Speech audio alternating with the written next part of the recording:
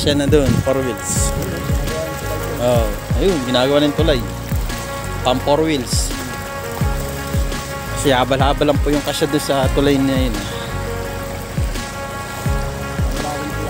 Pero kung mataas ang sasakyan, pwedeng tawid dito yan. Medyo mababa po kasi yung expander. Kaya hindi na inilaban. Kaya hakot po tayo ng mga yan.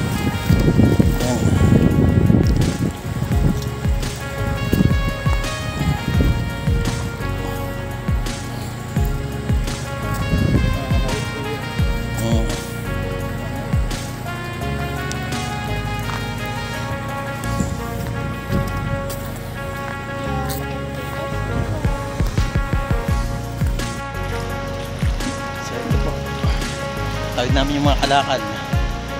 Ayan. Kasi mababa po yung service na expander. Kaya binuot na lang po namin yung mga gamit, mga pinamili sa kabayanan. May tuloy po din yung tuloy ni Cardo Dalisa yun. Alang habal-habal lang po yung kasya din mga motor. Pero kung mataas naman po yung sasakyan nyo, pwede nyo itawid dito sa Santo Niño River. So yun nga po, ginagawin na pong tulay doon. Kasi simulan po maggawa ng pundasyon, yung mga malalaking bakal. Kasi gagawin na pong tulay doon. Nakasya na po yung 4 wheels.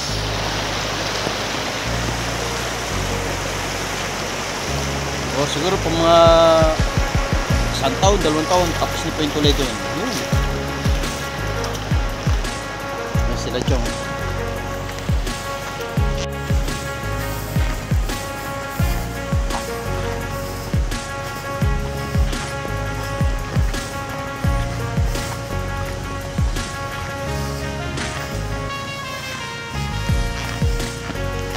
Ay, matilas. So ganito pa talaga dito boy sa kabundukan. Pag hindi kaya ng service, buhat. Pero pag kaya naman, okay lang. Basa yung pants natin.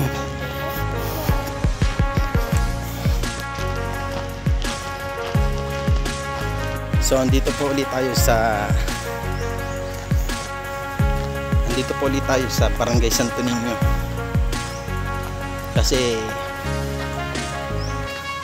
yun, piyesta dito tayo Sabado. May nangyaring hindi maganda kay Tio.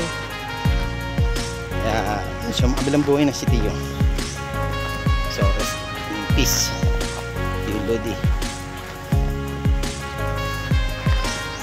Today is Wednesday. So Linggo. Yung unang buron niya, Linggo. So kasama si Commander na inihatid yung labi ni Tio dito gamit yung service ng Tanay Municipal. So ngayon lang ulit tayo nakakit kasi may pasok si Commander. Service lang natin motor, yung Aerox. So kasama naman si Commander na naghatid dito kay Tio. Kasama si Tia. Hapon sila nakauwi sa bayan.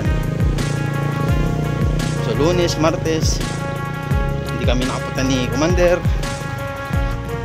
Ngayon lang po update siya sa kanyang work para makadalaw dito kay Chong. So yun po. So kanina dyan tayo dumaan yung Aerox dyan sa tulay ni Cardo kanina. So yun po.